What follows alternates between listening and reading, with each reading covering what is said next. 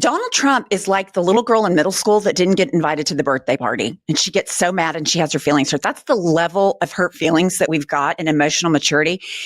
But what he also fails to realize is China is kicking our ass in everything. They're consolidating with Europe. They're consolidating with everybody economically, and they don't need the United States as much as we need them. And they are going to bend him over like Vladimir Putin does, like Kim Jong-un does.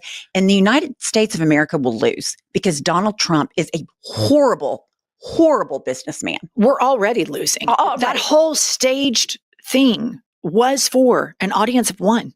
It was to show him we're in charge now. There is a new world order. It's not NATO. It's not you guys in Europe anymore. These are the new guys, and you're not invited because we have a bunch of compromising information on you. That's my opinion. Next up, we have my gal, Abby Phillips on CNN. Play the clip. This is the problem. Everybody knew that this was what Putin was going to do. They said so from the get-go. The only people saying that Trump was a genius and that this was going to be all totally different were folks like you two and Donald Trump, perhaps. Well, I mean, to be fair, I'm not sure that even President Trump said things were going to be totally different. He said that he was giving the opportunity for things to be totally different. But let's be real about this.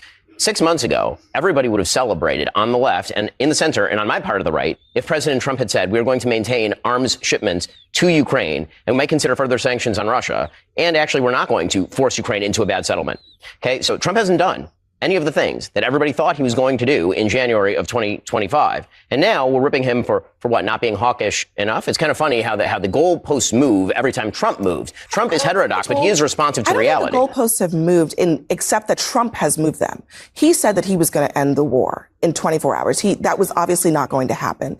He also said that he didn't want to fund Ukraine. And now he's found a backdoor way to doing that by allowing the Europeans to do it.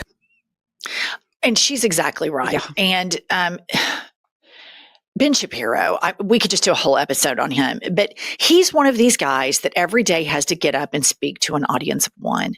And that is where there's just this crazy experience in being alive right now.